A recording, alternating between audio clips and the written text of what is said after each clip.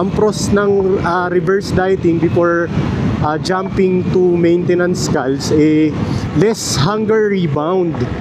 So kadalasan yung iba pag tumigil, parang iniisip ng brain mo, okay, tapos na, then pwede na akong kumain, lapang na, ganun eh.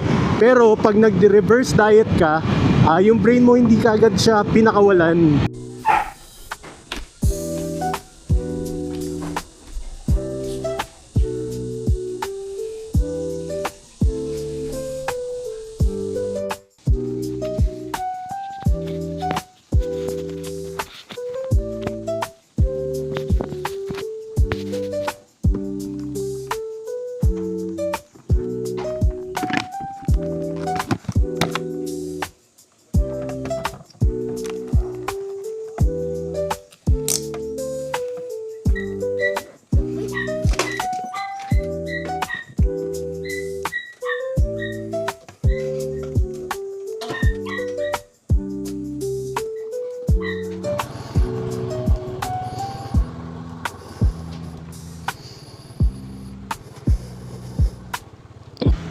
Good morning! So today is Wednesday and pasok tayo sa work. Holiday ngayon. So yun, vlog ulit tayo. Excited mag-vlog. Maganda yung panahon. Wala pa masyadong araw, pero grabe ang init nung mga nakaraang araw. Parang nag 36 to 40 degrees Celsius something dito. First time ko yung maranasan dito parang Manila. Sobrang init. So pag kasi ganyan na sobrang init ng panahon, dinidetect ng brain natin yan as danger. Na-alert niya tayo. Isa yan sa mga trigger ng anxiety ko . Pero dati sanay ako . Nasa Manila pa ako, sobrang init. Tas tatrabaho ako sa kusina. Nasa kalan pa ako lagi. Ayun, unti-unti na tayong bumabalik sa buhay natin. After talaga ng full-blown panic attack natin, nagbago yung buhay natin. O yan, sinusubukan nating i-normalize lahat. Kasi naging generalize siya . Lahat kinatakutan niya . So, dinidesensitize pa rin natin na lahat ng bagay. Ngayon, lahat ng scenario, lahat ng mga triggers. So proper response lang para bumalik.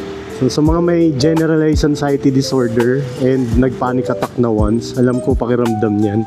So hindi yan basta nagaling overnight, and kahit anong gawin nyo, overstimulated yung nervous system nyo. So the only way na maka-recover kayo at makabalik kayo sa buhay nyo is to desensitize your nervous system. Nung yung bata tayo, nag-aaral tayo mag-bike. Then, takot na takot tayo kasi legit yun. Pag na-aksidente ka, masakit talaga. So, ganun lang siya. So, hanggang unti-unti, pag na-desensitize na siya, nawawala yung takot. Then, yung fear napapalitan ng excitement. Anxiety disorder ka, pati yung emotion nga, minsan iba yung interpretation like yung talking about excitement, diba? Pag excited tayo, bumibilis yung tibok ng puso, tapos medyo nagtatighten yung chest, medyo struggling sa paghinga. Pero ayun, ganun ang pag ganun ang naramdaman natin, iisip na ng brain natin may danger. Overtake natin sa ganyan. Yan. Maganda panahon ngayon na ayun, dito tayo sa Pusil, papasok sa trabaho. So nakapag-motor ulit tayo. Mga nakaraang araw hindi ako nakapag-vlog kasi hindi ko kinaya yung init . So nagsasakyan tayo. Ayun, balik tayo sa progress ng ating buhay. So it's currently on our week 19 of cutting, and nasa pace tayo ng reverse dieting. So nagre-reverse diet tayo, hindi tayo basta going back. Nag-start tayo ng cutting natin ay 2 weeks maintenance, then 2 weeks less 200, then another 2 weeks less 200 again. So ganun lang ginawa natin. So from 2,900 to 2,900 calories, bumaba tayo. Ang end calories natin ay 16 to 1,800 calories. So in between dyan, kasi hindi ko naman may eksakto, so ayoko maging super strict. Wala namang dahilan para bigyan natin ng ganong ka-komplikado yung bagay. Na-enjoy lang din naman natin. So ngayon, nasa reverse dieting tayo, week 19 up to week 20. Reverse diet, so add ng 200. So ngayon nasa 2,000 to 2,100 calories ako hanggang sa ma-reach ko yung maintenance cals ko. So bakit nga ba ganun? Iba naman kasi tayo ng reaction sa katawan. So sa akin kasi ang pros ng reverse dieting before jumping to maintenance cals, alam mo yun, less hunger rebound. So kadalasan yung iba pag tumigil, parang iniisip ng brain mo, okay, tapos na, then pwede na akong kumain, lapang na, ganun eh. Pero pag nag-reverse diet ka, yung brain mo hindi kaagad siya pinakawalan. So andun pa rin siya sa iniisip niya na with restriction, so pero mas maluwag, tapos mas malaya kang pumili sa mga kinakain mo, and di mo na kailangan ganun ka-precise mag-track ng calories. So yun. Kaya ngayon hindi ka patay gutom after. So siguro never natin naranasan yung, kasi yung diet natin, even dun sa lowest calories natin, hindi naman tayo nag-restrict ng pagkain 70% nun ay clean, 30% doon ay pwede ice cream, pizza, burger. So nakakain pa rin natin yung kinakain natin. Kaya ngayon, kahit mataas yung calories ko, hindi ako nagki-crave nung fast food. And kasi normal na nasa diet ko siya, hindi ako umiiwas dyan. Pero yun lang, meron talaga akong staple or passive na pagkain, yung talagang para mabawasan yung diet decision fatigue. Hindi ko naisipin kung ano kakainin ko.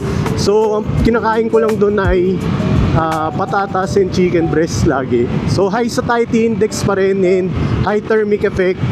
Yan dalawang yan, pag pinag-partner mo yan, maganda sa metabolism mo yan.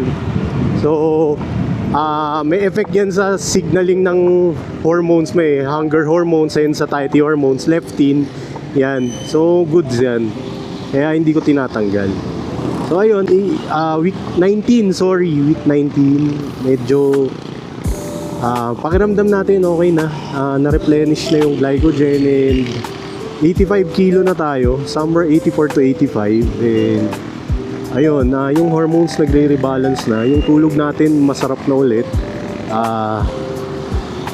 Ayan, anxiety unti-unti na nawawala na ulit. So anxiety natin ay kumakalma na. So yun, kasi na overstimulate yung nervous system, kaya ganun. Short vlog lang, tamang nagnakaw lang ako ng oras kasi pasok tayo sa trabaho. So sa gym ganun pa rin, 2 to 3 times, pero ngayon 2 times a week lang tayo nag-gym. So it doesn't matter, basta full body naman tayo full body program. So okay lang yun. Dito tayo sa publiko ngayon. Mamaya pupunta ako sa Kaijo. Pag ganyan na tuloy-tuloy lang, and ayun, plano ko after reverse diet break tayo ng maintenance, break tayo for a month, then tsaka na tayo bumalik sa cutting sa